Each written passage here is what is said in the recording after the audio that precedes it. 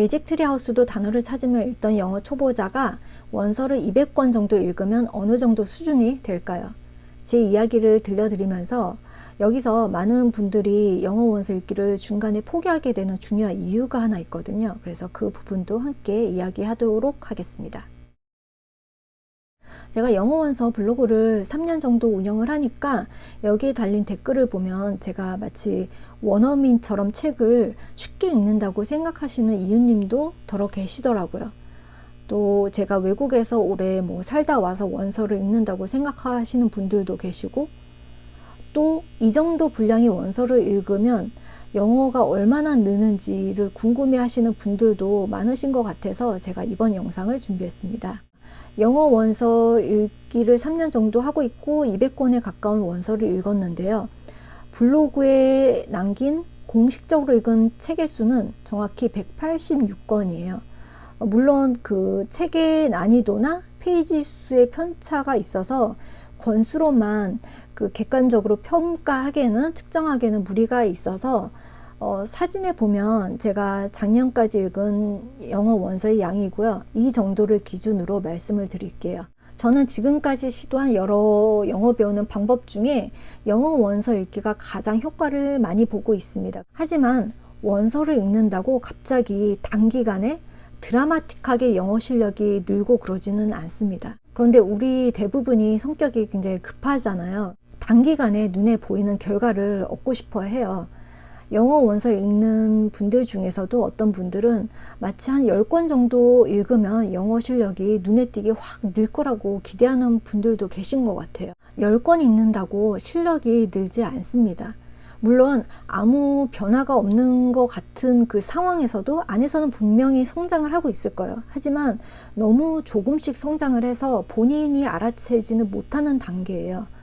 이렇게 한 권 또는 10권 정도의 차이는 못 느끼고 최소한 50권 단위로 묶어서 평가를 해봐야지 그래도 그나마 눈에 보이는 변화를 조금 느끼실 수 있을 거예요. 50권 읽었을 때와 100권 읽었을 때의 차이는 자신도 눈치를 조금 챌 수 있습니다. 그리고 또 100권 읽었을 때와 200권 읽었을 때의 차이도 이렇게 눈에 좀 보이고요. 그 차이가 어떤 부분이냐 하면 읽는 속도도 빨라지고 또 이해력도 높아지고 단어 검색도 훨씬 줄어들고 또 예전에 못하던 글쓰기나 말하기도 좀 늘고, 하지만 예전보다 훨씬 발전한다는 거지 200권 정도를 읽었다고 원어민처럼 사전 없이 한글책을 읽듯이 술술 이렇게 읽고 글을 자유자재로 쓰면서 유창하게 말하고 그런 상태의 단계가 되지는 않아요. 저희 경우는 단어 같은 경우에는 지금까지 제가 검색해서 네이버 전자사전에 등록해 놓은 단어 수가 15,000단어를 넘어가는데 아직도 원서 읽을 때 단어를 많이 찾아요. 하지만 예전이랑 비교하면 훨씬 많이 줄었죠. 책 읽는 속도도 많이 늘었어요. 하지만 예전에 나에 비해서 많이 늘은 거지 그렇다고 엄청 빠르지는 않아요. 제가 일주일에 2-3권 정도 원서 리뷰를 블로그에 올리던 시기도 있었는데 이거는 제가 한글책 읽듯이 한 권을 1-2시간 안에 이렇게 읽어서 가능한 게 아니고 하루에 5-6시간씩 굉장히 오래 읽었기 때문에 이렇게 일주일에 2-3권씩 읽을 수 있었던 거고요. 글쓰기 같은 경우도 지금은 영어로 글을 쓰는 게 가능해졌고요. 그것도 내가 표현하고 싶은 거를 상당히 디테일하게 표현을 할 수 있어요. 예전에는 쓰기 자체를 못했으니까 굉장히 많이 발전을 한 거죠. 하지만 이것도 원어민처럼 그 자리에서 쉽게 막 쓰는 게 아니고 한참 동안 생각을 해가면서 글을 다듬고 단어도 사전을 찾고 이렇게 해서 쓰고 있는 거예요. 원어민 수준으로 가려면 저도 아직 한참 멀은 거죠. 제가 생각할 때는 지금 읽는 정도의 그 일반적인 수준의 성인책을 한 1000권 정도 읽으면 원어민 수준은 아니어도 그 비슷한 레벨로 책을 읽을 수 있지 않을까 추측은 해보는데 그것도 어디까지나 제가 가보지 않은 길에 대한 추측일 뿐이죠. 근데 이렇게 잘 다듬어진 그 영어로 작성된 글이 블로그에 올라가고 일주일에 1-2권씩 원서 리뷰가 빠르게 올라가고 하니까 이런 결과만 보시고 제가 굉장히 쉽고 빠르게 읽고 쓰고 이렇게 한다고 생각하시는 분들이 많으신 것 같아요. 그리고 원래 영어를 잘하는 상태에서 시작해서 뭐 원서 읽기를 더 유리한 출발선에서 시작했다고 생각하시게 되는 것 같고, 근데 저도 처음에는 매직 트리 하우스도 단어를 찾아가면서 읽는 단계부터 시작을 했어요.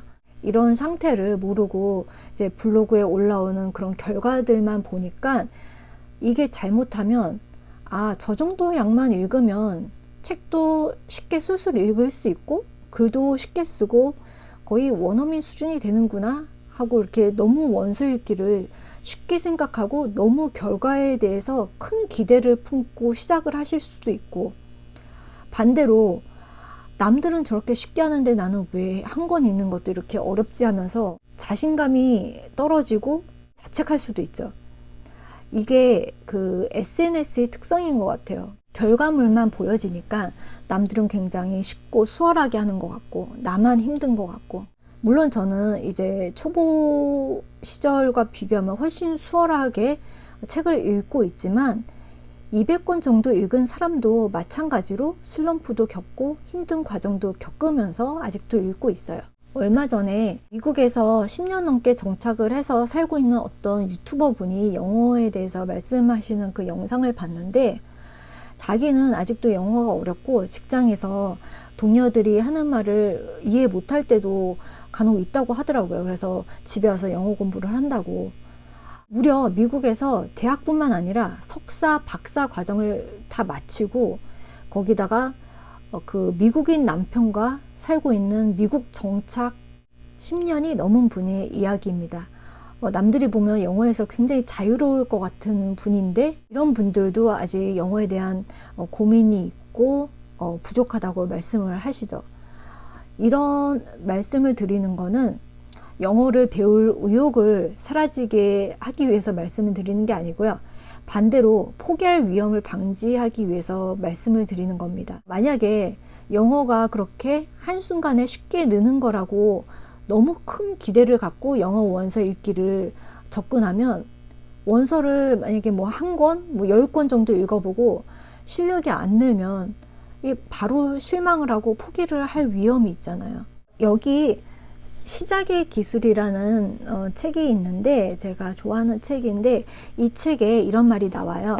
당신은 모든 사람들과 마찬가지로 기대 때문에 우울해지고 있다. 당신 삶에서 실망과 원망, 후회, 억압, 분노, 무기력을 경험한 곳이라면 그런 기대가 숨어 있다. 당신의 무기력함은 자신도 모르게 가진 기대와 현실 사이 격차에서 생긴다. 그 격차가 클수록 당신이 느끼는 기분은 더 최악이 된다. 인생을 기대에 끼워 맞추려 하면 커다란 스트레스가 유발되고 인생이 기대에 부응하지 못하면 대단한 실망감이 든다. 기대가 하는 일은 거기서 그치지 않는다. 기대는 우리 진짜 삶에 방해가 된다.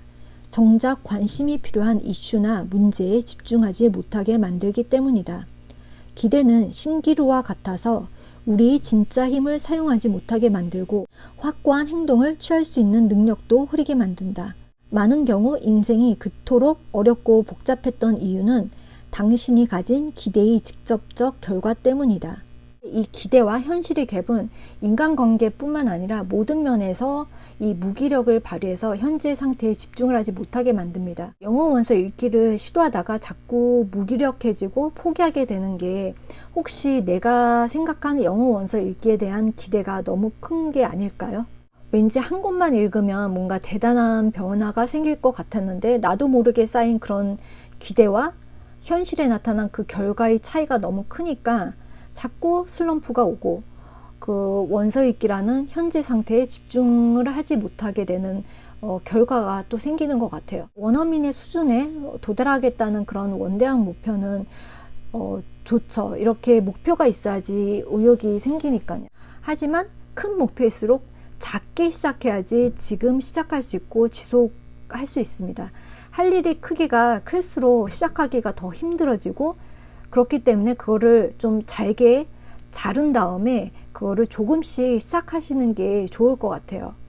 제가 지금 유튜브 구독자가 478명인데 기대치가 만약에 구독자 10만 명이라면 기대와 그 현실의 차이가 너무 크잖아요. 이러면 무기력증에 빠져서 이 유튜브 채널을 제가 지속을 할 수가 없어요.